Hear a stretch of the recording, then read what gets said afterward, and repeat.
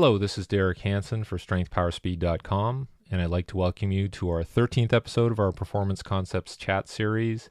In this episode, we're speaking with Loren Landow, based out of the Denver, Colorado area, and I had a chance to meet Loren back in October of 2016 when we both presented at an iFast event hosted by Mike Robertson and Bill Hartman. And when you have a chance to finally meet somebody that you've read about, you maybe even seen videos and other news about him, about what he's doing. When you finally get to meet somebody, it's nice to connect on a personal level, sit down, have a conversation. And when I met Loren, connected right away, had definitely some mutual passions and interests. And I got to learn more about what he specializes in. And it really is the movement side in terms of the specifics of what's happening with the athletes that he's training, whether it's a football athlete, an MMA athlete, also had a lot of success with swimming athletes. So this broad spectrum of abilities and talents, and he seems to have success wherever, he applies himself, which is very interesting. So in the podcast, we talk a lot about how he got to the point where he is right now. And I think it's really important for young people to hear, that it's not always this grand plan that you have, like, I'm going to go to school, I'm going to get this degree, and then I'm going to work here or intern here and then work here and work my way up. And we even found that with the George Carvajal discussion. So things will happen, like you'll find with Loren, is you got to really jump into the deep end sometimes and just immerse yourself, learn by doing. And I really got the sense that that's what he did, and that's what's made him into the person and the professional he is today. So great stories about how he moved up. And then when he deals with specific scenarios, whether it's training athletes for the combine, or working with them in the off season or in season as it relates to football, some very interesting comments that he had about how he handles each individual situation. So lots to learn from Coach Landow, and I think you're really going to enjoy just some of the detailed conversations we had, and it'll add value, I think, to anyone in the performance field or the physical preparation field. So please enjoy our podcast discussion with Loren Landow. Loren Landow, great to get a hold of you. I know you're, again, one of the busiest guys I know. I think I've had an opportunity to get to know you over the last year, and, I admire what you do. I like what you present on. I love talking to you. So it's natural for me to get you on the podcast, and let's talk about what you do. Now, I when I talk about you, I tell people about a fellow who seems to have figured things out. And I know it's nice to hear that from the outside, because I know, we're going, geez, I'm trying to figure stuff out every day. But in terms of your practice, your methodology, I'm very impressed with what you do. But also, you seem to have gained the trust of athletes, put together a very sound business model from what I see. And I was just out at your facility a couple of weeks ago, and I was very impressed with what you're doing. So how have you arrived at all of this? What have you done through your career? And we're talking to people out there who may be in a situation where, well, what do I do? Do I work for a college? Do I go private? Do I try to make it to the pros? Do I just become a personal trainer? What can you tell us about your path? Sure. Thank you for all the kind words, and likewise, everything. When I heard you present for the first time, and I saw the information you were putting out online, and I was like, okay, I got to find out more about this guy. And I finally got the chance at Mike Robertson's clinic to hear you. And man, likewise, I love, the passion at which you speak about, the methods at which you use, and the critical thinking that you bring to the table is exactly what this industry needs. So thank you first and foremost on that. Thank you. I'd say for me, as far as the business and the methodology and the development of everything, it's going to sound like a cliche answer, but it was by, the school of hard knocks. A lot of mistakes were made in the process, a lot of not knowing what I didn't know. That has kind of led me to where I'm at now. And I finally feel as though I hope I'm figuring some things out. Probably tomorrow I'll be thinking differently, but it's been failures that I've learned from, and hopefully haven't made the same mistake twice too often that has led me to where I'm at now. Now, as for my kind of path down here, I've been in the industry now coaching well over 22 years, and I started coming out of college. It was an exercise physiology degree, minor in nutrition, and the last thing I wanted to do 22 years ago was come out of my college degree and go be a personal trainer. I was like, well, could I have maybe skip the college thing and gone that route without it? And so I was hell bent on either going into physical therapy school, PA school. But what I ultimately did is I went into cardiac rehab. My internship was in cardiac rehab. And after going through that, I actually got hired on as a cardiac and pulmonary technician. And Wow. it worked in that field. And here's the beautiful thing I'll say about my path. There is not one part of my path that I was like, I wish I didn't do that.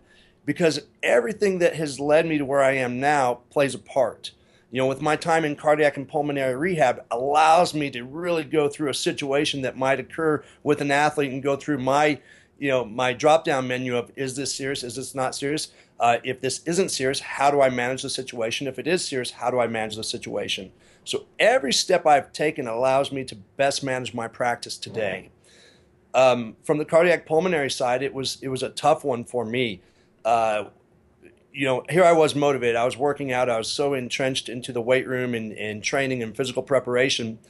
And working with these people, they weren't motivated. Like their life was truly on the line to get better, and they didn't want to change their diet. They didn't want to stop smoking. They didn't want to stop drinking. And that wore on me significantly. And I would say within about 3 to 4 months of that, I said, I can't do this.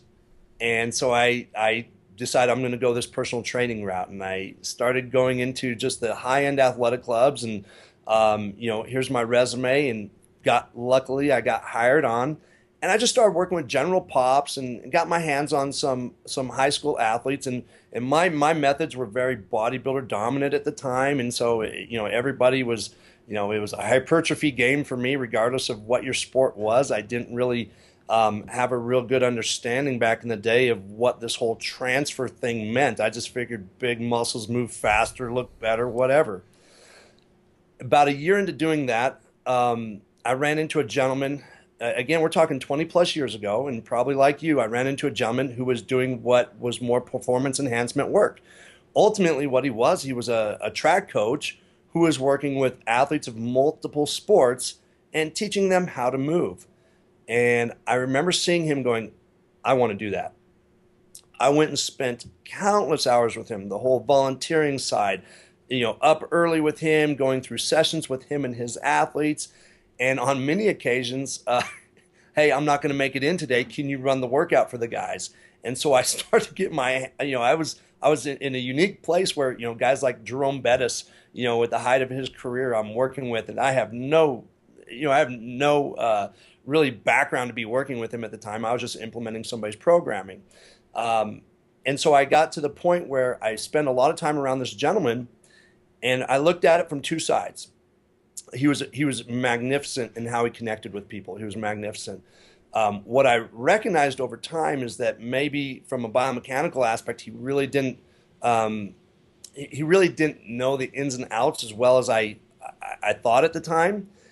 But he was a fantastic communicator. The other thing I saw was, from a business model standpoint, he was late often, and he would no-show quite a bit. And I just started shaking my head. I was like, oh my gosh, like the key to this industry, you have to be able to communicate. You have to have sound teaching techniques and teaching abilities. And then, my God, you've got to be stinking consistent beyond belief, because I could see the frustration building and building and building on the athletes. And so right there, I started thinking of how I would triangulate a business model. And it was really that, the ability to connect, the ability to have sound scientific principles, and the ability to be consistent in me as a business and what I'm giving to them. So from there, I really just started building and grooving my craft. I got certified in a manual soft tissue technique because I wanted to know more and more about biomechanics. I wanted to know more about the body. And I felt being able to get my hands on people may tell me a little bit more about their story in front of me, watching them move. Went through that. It was a year-long process, and I started blending that into my practice. From there, the kind of the spread of velocity started, the velocity franchises, and I was called by Lauren Seagrave. We're moving into the Denver area. You're kind of our only competitor. If you like our business model, would you like to join us or not? And I looked into their business model, got to know Lauren Seagrave, and I said, you know what, this is something I want to do. And I went that route and spent a lot of time with Lauren and all the great coaches in the velocity model. And really, I think I heard Nick Winkelman talk about it at his time at Exos and API. He said, when you're in a facility like that, you learn coaching in dog years. You're getting saturated with so many athletes at so many levels of development that you're just learning is on hyperdrive. And so during that time is really, blending what I was doing at the athletic club with my kind of first mentor, and then what I did at Velocity, it really kind of got me into, this is really this holistic approach of what we call performance training. And then it's been an evolution from there. Unfortunate situation, the velocity system in many franchises, it took a little bit of a downturn. I kind of saw the writing on the wall, and I created a great relationship with an orthopedic practice. And I said, you know what? I said, moving forward, I think what's going to be a game changer in our industry, and I still believe this, is if you can combine the medical to the performance. If you can bridge that gap that not many people can do well, my goodness, you're going to have a business model that will flourish forever. So we started that model, and we did that for 7 years. We built it out to extremely profitable business. We started at 800 square feet. We built it to what became 3,600 square feet, and now we're at a 9,100 square feet facility now. So to me, it was learning what I learned from the velocity model. We went too big too soon. Start at baby steps. Let's become profitable, and let's just chunk out bigger square footage as we go. During that time of building all that, I learned even more on the orthopedic end. What are some of the commonalities or the common alarms that set off people for different types of injuries? And I was able to see that and then start back engineering some things. And I started the ACL, the ACL return to sport protocols for the orthopedic firm Steadman Hawkins that they still use today, even though I'm not affiliated. But it allowed me to sit there and say, well, really, it comes down to sound training. I think I've heard Mike Boyle say that. Sound training progressions ultimately are your best prevention strategies. 100% agree. But there's so many elements involved, whether it becomes the biomechanical issues, whether it becomes the tissue adaptation issues, and ultimately your dosing of the workloads that you're putting on the people. That's great. I mean, the things that I'm picking up from what you're saying is, one, you're kind of the sum of all these greater parts that you've experienced, and what you bring is, like you said, you wouldn't change anything, which I think is great. And even the bad experiences have made you a better person. And the other part is just sounds like you jumped into the deep end and you just started learning how to swim, and that has been your best education. Would you agree with that? I completely agree. One of my coaches asked me the other day, they said, well, what do you do? I said, well, I take a really big bite and I figure out how to swallow. I think a lot of times in the industry, you can play it too safe too often. And I think people are afraid of failure. They're afraid of somebody saying no. They're afraid of a door shutting in their face, where to me, it's like you've got to reach those outer bounds to really see, one, what you're capable of, but to push your threshold. We ask our athletes to do it all the time. And we must follow the same kind of direction that we're asking them to do. Yeah, definitely. And I know that you are known for a lot of different things. Like, I just want to focus on the football first, but you do some combine training. You've produced some great athletes, or refined what they already have and made them into great athletes. And you work with teams in season, out of season, or players in season, out of season. What would you say? I know we've heard your background. What would you say differentiates what you deliver? Ooh. You know what? I don't know different, because there's so many good practitioners out there. Yeah, are doing great things. I'll say, here's what I think I do well. I think I watch movement pretty well from a multi-directional standpoint.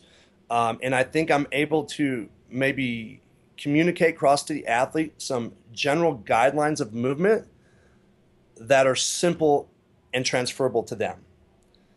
Um, I think maybe that's one of the better things that I do is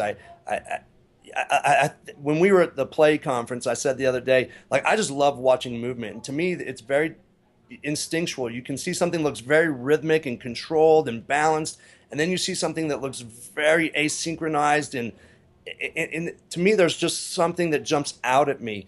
And maybe, who knows, maybe I'm wrong in what I'm seeing, but I think I'm able to maybe blend something across that I think magnificent track coaches do is they teach these athletes how to learn how to execute like great positions while staying relaxed, but then being able to blend into multi-directional patterns. I think that's what I've done. When I look at my multi-directional work, I don't want to reinvent the wheel. I look at cardinal planes of movement that we have to move in. We have to move sagittal, we have to move frontal plane, and we all have to move in some sort of transverse plane. And really, general locomotion is general locomotion. Sports make it specific.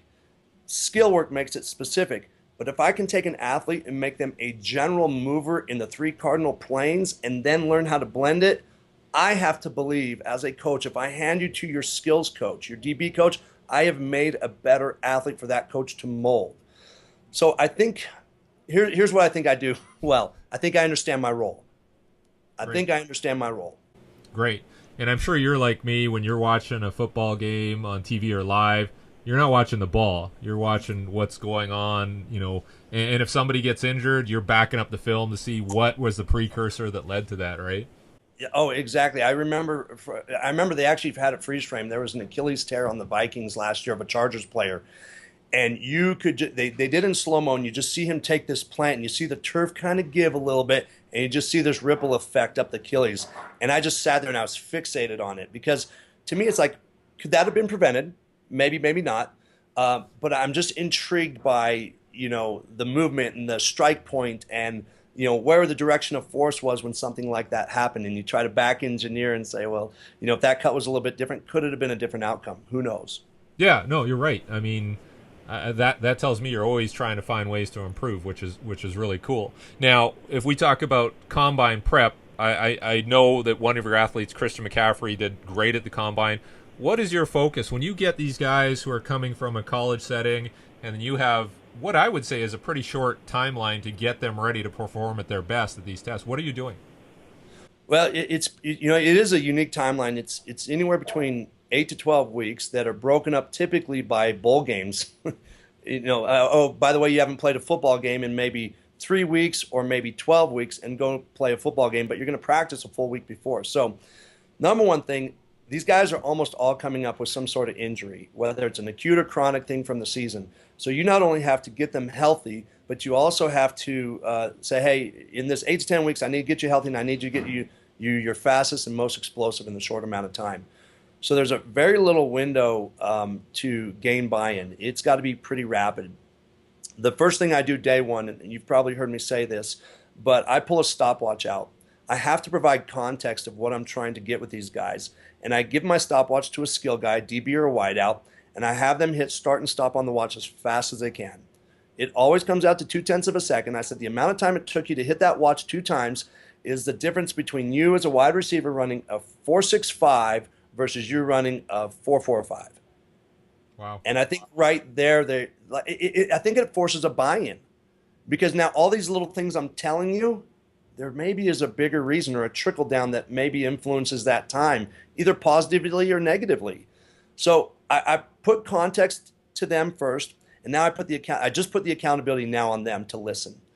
So that's one of the first things I do. And then I think I used to be so stupid with my combine prep approach. I tried to follow this traditional periodization model. Well, you don't have any time for this anatomical adaptation phase. It's like, no, these guys have been grinding in more of an endurance kind of life for the last 4 years. I'm going to whittle everything back down as far as the volume of work, but guess what? We're going at a pretty good clip at everything we do.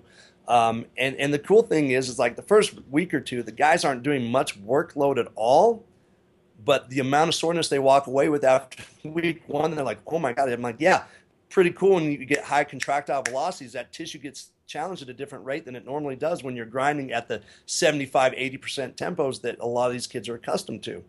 So I think I dial things back to the high-low methods, and my high-low days, my high days are my linear days, and my low days are my multi-directional, skill days that I'm teaching the drills of the combine, multi-directional stuff. I'm teaching stance steps.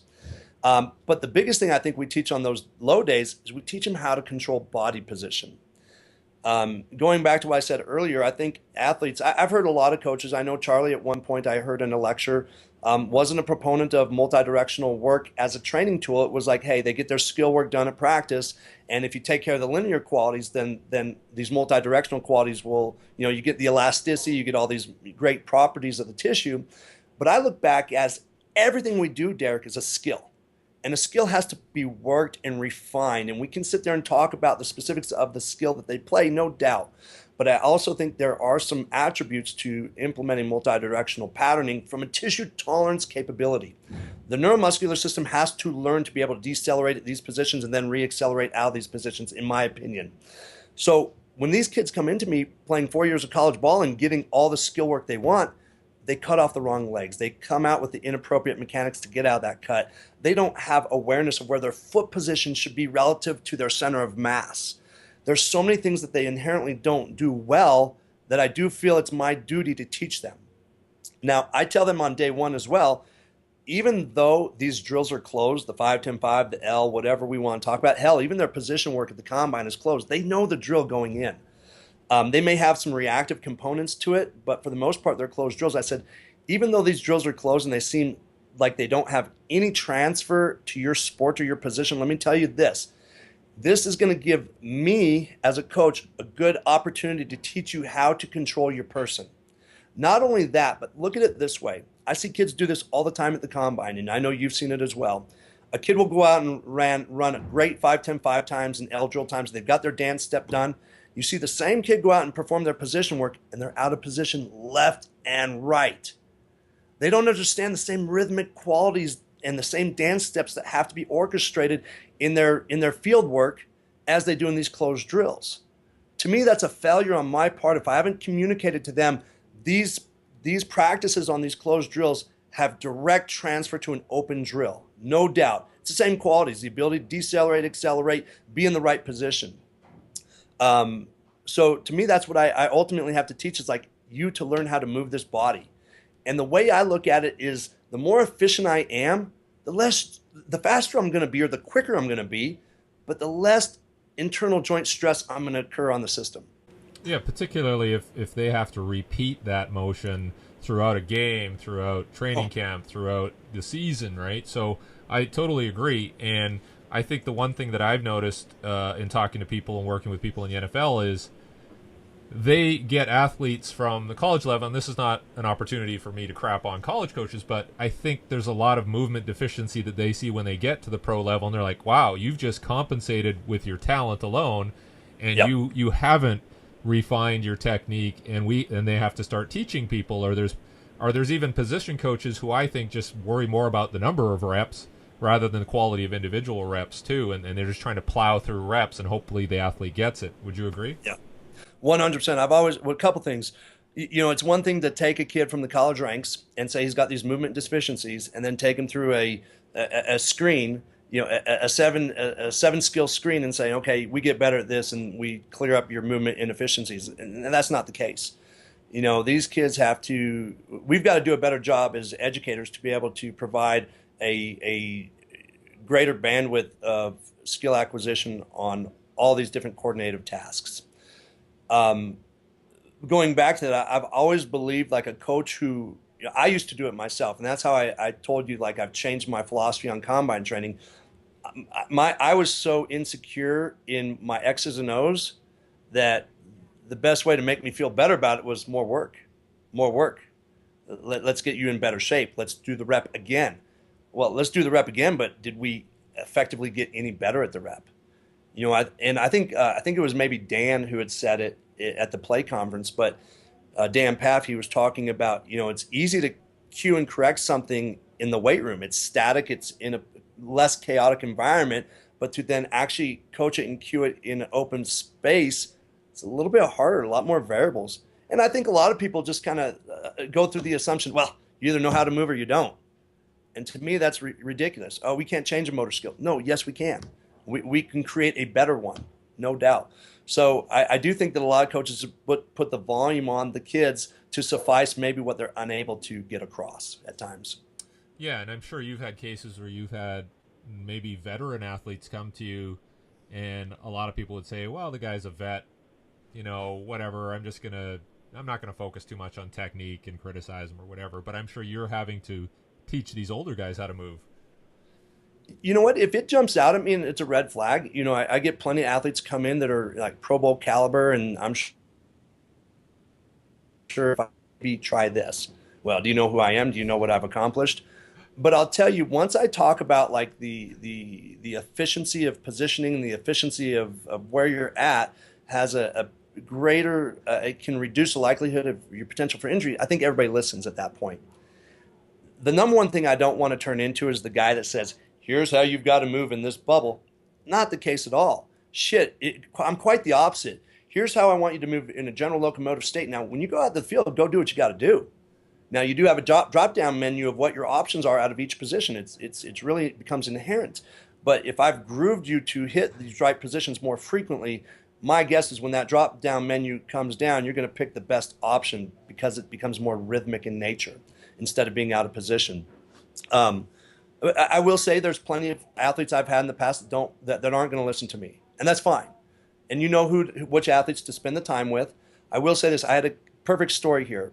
If we have time for a story. Oh yeah. I love stories. I had a safety from the Buffalo Bills, and he was a great safety at Georgia as well. And he came in, and he was maybe the most uncoachable athlete I've ever worked with, ever. Now, he was a kid. He was a bubble guy. He would make special teams. He would, maybe be 2 or 3 deep on the roster, and he wouldn't listen to a thing. He ended up getting injured. A year or two later. Called me up and said, I need to get back in with you. Okay, it was a knee injury. That injury made him the best listener ever. So sometimes it takes a traumatic event for these unique athletes to sit there and say, okay, maybe there's a better way to do things, or maybe now it's time for me to listen a little bit more. Hey, he was successful, no doubt, but I think there's certain events that happen in athletes' lives that open them up regardless of who they are to listen. Yeah, no, that's great. I'm the same. Like, that's definitely getting a degree from rock bottom university, right? Like, they have to hit rock bottom before you can coach them up. And I've had that, and when somebody gets injured, I always look at it as an opportunity, not, oh, geez, you're injured. So, yeah, definitely. In terms of getting guys onto NFL teams, going through the combine, now you've got guys on the teams, they want to come back and work with you. And I know there's always this friction between pro teams, pro strength coaches, and they're going off to work with their trainer, and a lot of the time that's viewed negatively. Now you've created some very positive outcomes from that. How do you do that? How do you get your guys ready, make sure it jives with what they're doing at, like, we're now into off-season training camps, right? Right. So when you send guys off, how have you prepped them? How do you communicate with them? Do they talk to you during that period too and say, look, this is what we're doing. What do you think? How does that work out? You know what? The number one thing I will never do is I will never step on the coach's toes in the aspect of, if the guys say, what do you think? I'm like, regardless of what I think, you're going to have to do it. So it doesn't matter. So from that aspect, I look, it's his team. And if I can be an asset, fantastic. The number one thing I do with my guys, especially when they're in phase 1, which is right now, they'll come to me and they'll say, here's what we did all week. And I have them really detail it out for me, like specifically. And the smartest thing for me is, okay, let me give you what you're not getting. And it's not like not getting from a programming standpoint or time of year. It's like, hey, you know what? If you guys haven't been focusing on a lot of movement technique, why don't we just do a little bit of movement technique? I've always found this too, Derek, to be true. I think every athlete has their Superman exercises, and sometimes they don't get those done in their facilities. And so whether it's an athlete of mine who wants to do an overhead throw, a med ball overhead throw, if it's something like that, and it falls within the scheme of what they've done for their week, those are things we'll put in. I'd pick that out as a random, Superman exercise, but I find what those exercises are for them and say, hey, you know what? Yeah, I know you really like the bottom up split jerk. Let's get a couple sets of that in, and that way I can keep the skill of that grooved. So when I get them when I get them in their off periods, it's not reteaching or relearning. Now I can actually use it as a chance to really create a nice adaptation. When I have them then in July, the number one thing I asked, and not many teams are doing it anymore, but I always ask, what's your conditioning test? Because I need to prepare you for the physiological demands of your position in the sport, but I also need to prepare you for a test. And they are specific qualities. So, we'll maybe dedicate one day a week, if that, to, a test. Like, hey, if I've got to run repeat 300s, cool. We're gonna get in and get those. Maybe if you have two of them, the first time we do it, we're gonna run one. Maybe the next time we're gonna run 1.25, then maybe 1.5, then maybe full 2. And by the time you're ready to go, you're getting full 2 fine. But I don't spend a huge amount of time on that stuff because I understand it takes away from all these great motor skills I'm trying to influence through their season, through their off season and season. So I communicate with them on what's expected. I try my best to communicate with the coach. Sometimes it's very reciprocal. Sometimes it's not. Everybody gets busy. But I try to adhere and make sure that they're in the best ready position to play their position. That's great. That's a great answer. And I know, and you probably have heard the same in speaking with strength coaches at the NFL level, is that they feel squeezed, like they got 5 weeks to show their stuff.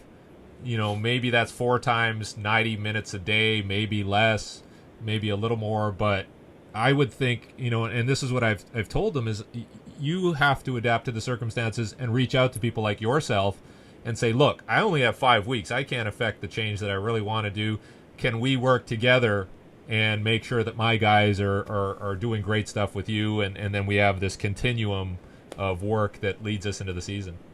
Exactly right. And that's one thing I've always had the feedback from my guys is the strength coach here locally, Luke Richardson, will ask the guys, hey, you still working with Loren in the off season? Oh, yeah. Awesome. You look great. He gives them their feedback. And, I'd say, there's different times like where the relationship evolves, right? Early on, it may have been like a little pushback, but once you start saying, okay, maybe Loren's just not like, doing circus tricks, or he's just not trying to bury the guys. He's actually trying to truly physically prepare their body for really what's coming up in training camp and that season. That's great. Yeah. And I think, we learn kind of the hard way that we have to, like you said, communication, cultivating those relationships. So that's a big part of it. There's one question here I wanted to talk to you about. Sometimes you're working with guys in season, and when you're in an NFL season, you got 16 games. It's hectic. People are fatigued. They're beat up. What are you doing in that period to add value? I think the biggest thing, it goes back to the same thing. What did you do with your team? We all know what happens after these Sunday and Monday games. They're beat up. So what I typically do is my Tuesday is my reset day with them. We go through our full active dynamic warm-up. We really slow it down, so it's really activation and isolation. Then we go into more integrated movement patterns. But then really the whole premise of that day becomes mobility, stability. Whether that's shoulder, hips, trunk, we look at that whole kind of top to bottom approach. I say shoulder, trunk, hips, and the feet.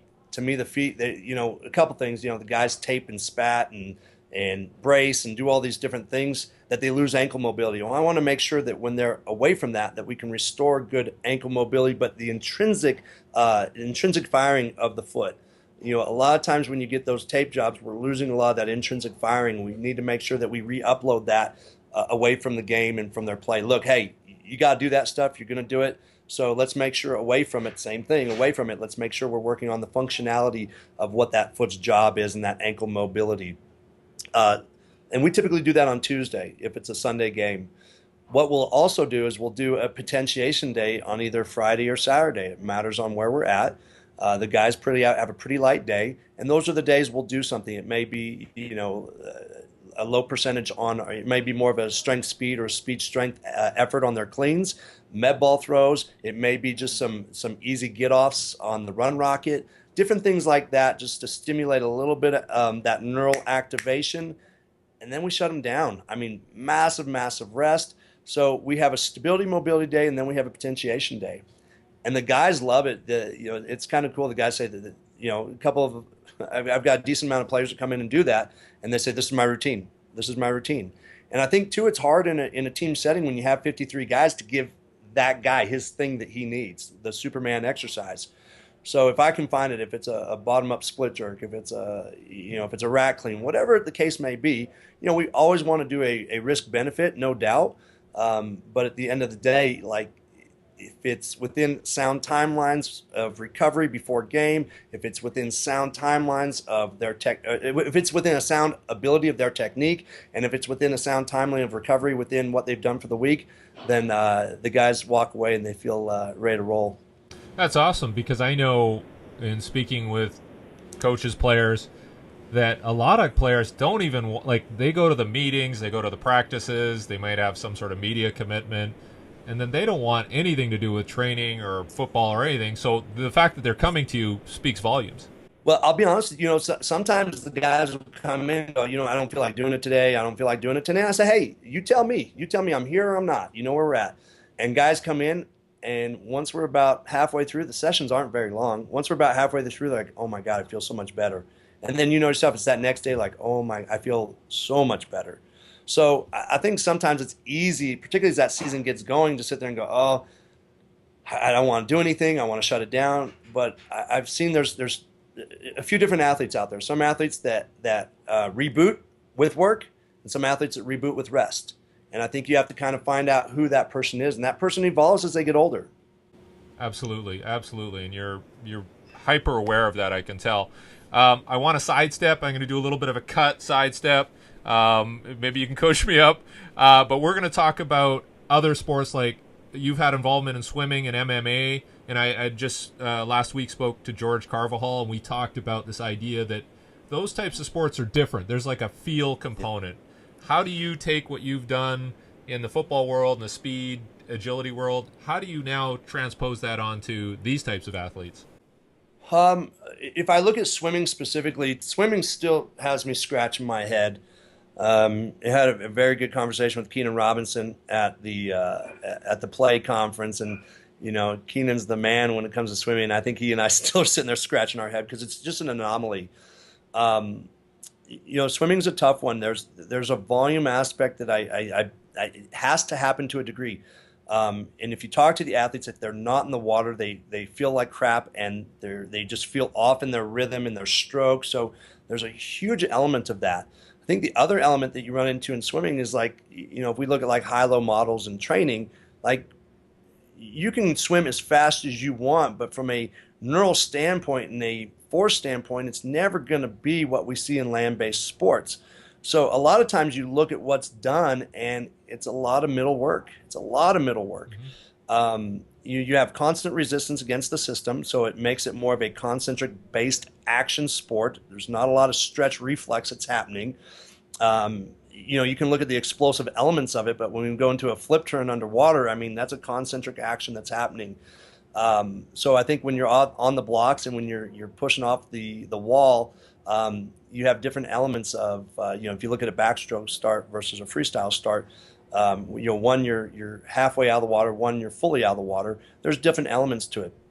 So I think it's funny to me because you rack your brain when you see anomalies. You see a Katie Ledecky who can swim world record pace in the 200 meter, turn around, swim world record pace in the 1500 meter. Like, that would never happen in track and field. You wouldn't see somebody who could run a world record 100 and turn around and run a world record 1500. It would never happen. So from an elasticity of physiology, there's something different that's happening here that makes it more of a muscular endurance lactate threshold animal. With that being said, I tend to look at things with where are they spending most of their time in training and where can I influence them. With my younger swimmers, we get out and we sprint, no doubt. No doubt we sprint. My older swimmers, I don't do a whole lot of sprint work with them. I've always looked at it with my fighters and with my swimmers. Like, if you pull a hamstring hip flexor because we ran a 40, a 50, a 100, and you're unable to do your sport, shame on me. So, there's a risk benefit to everything we do. And from a skill standpoint, when I look at my swimmers and my fighters, they're some of the most inefficient runners you'll ever see. So I'm almost setting them up for a bigger issue if I try to implement what I do with some of my other sports with them.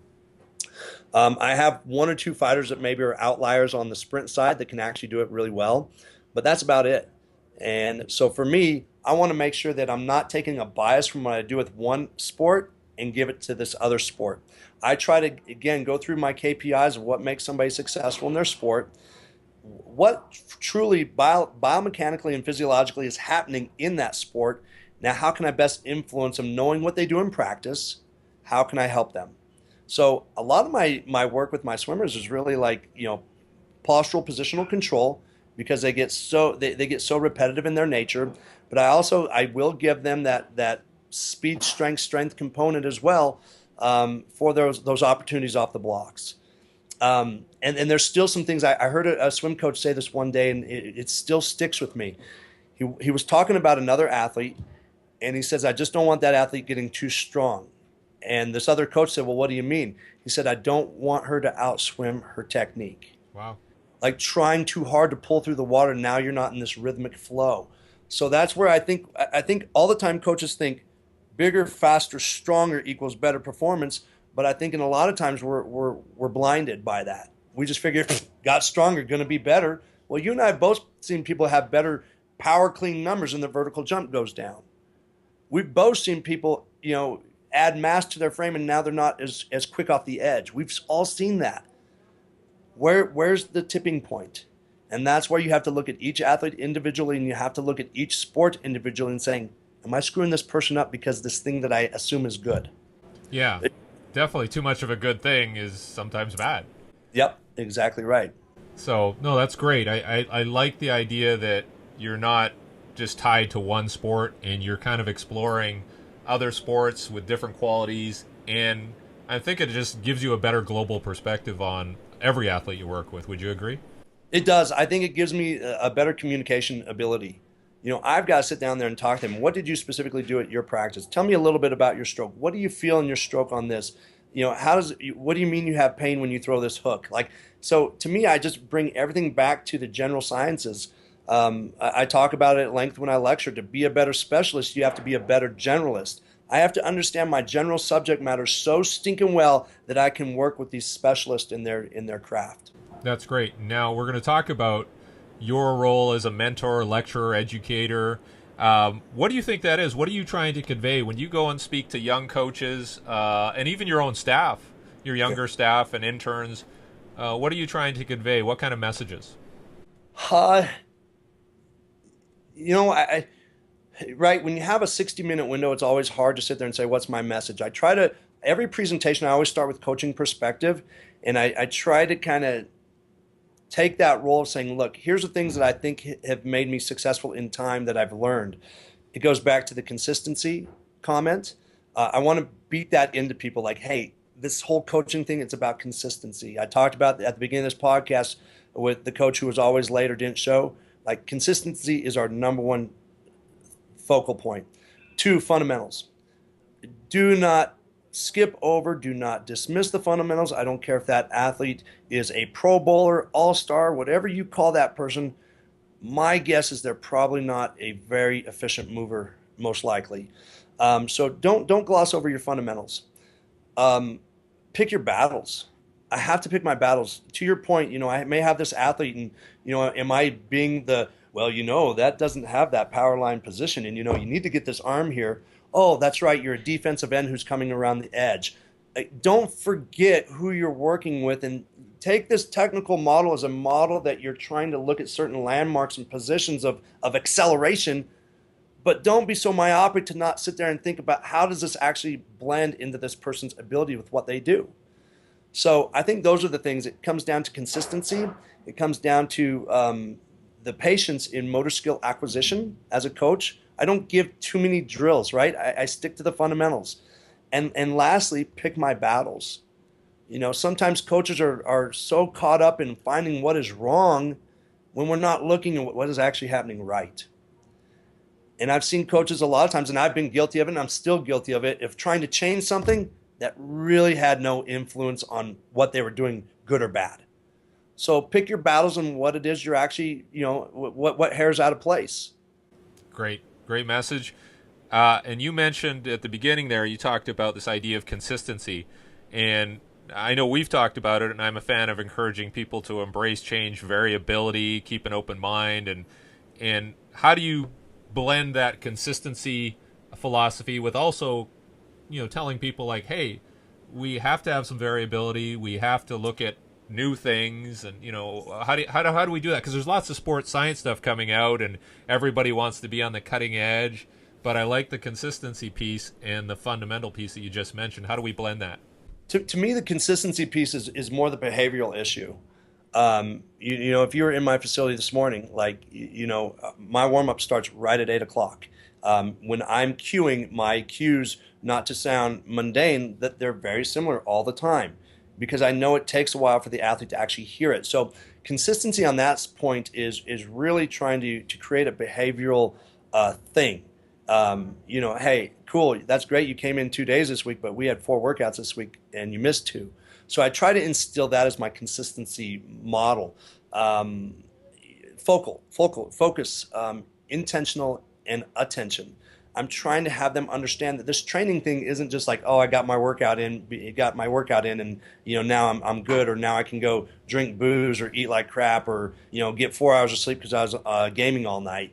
Like, consistency is in how we approach our behavior.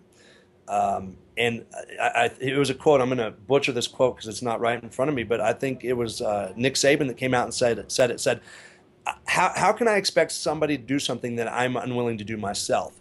And so I try to be this model of consistency in here. I'm always prepared, always ready, planning, programming. Sessions are always set up well in advance, just like every good strength coach does.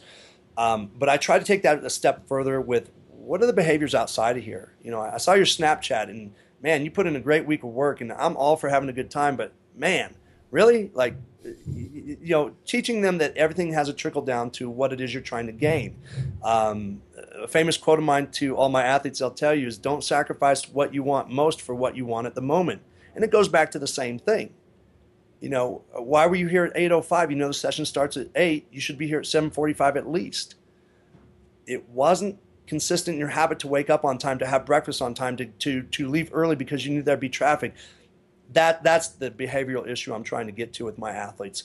So from an open environment standpoint, and hey, we've got to adapt to things on the fly, hey, I'm all about that variability, no doubt. But I think some of my athletes are too variable in their own behaviors as it is.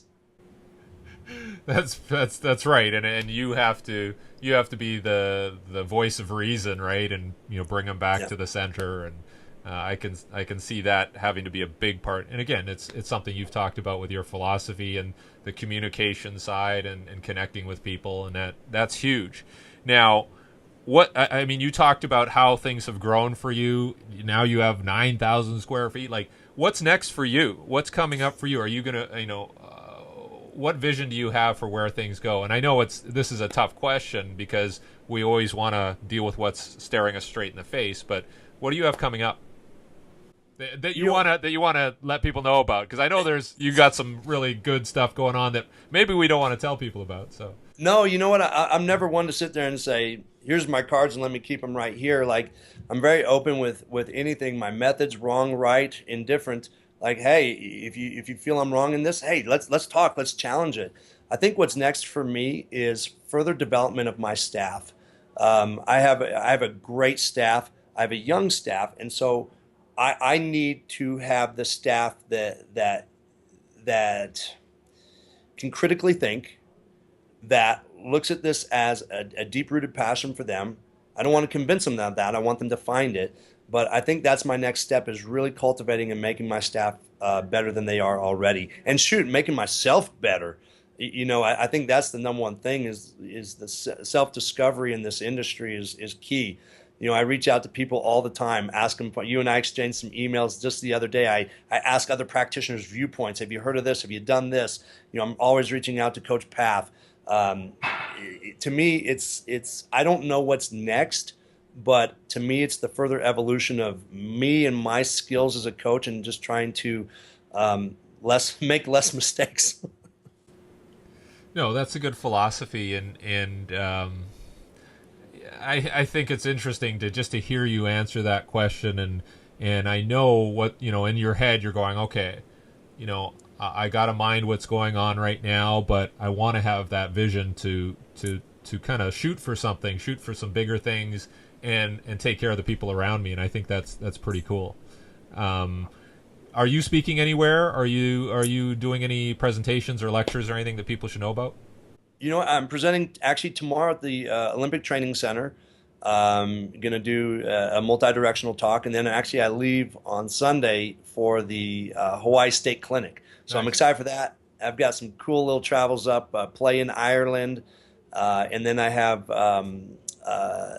I can't say that one yet, but I will. I will be in the UK in August, and then I've got a fun one coming up in November. Okay, well, we'll keep in touch. I want to make sure people know how to get a hold of you and keep track of what you're doing.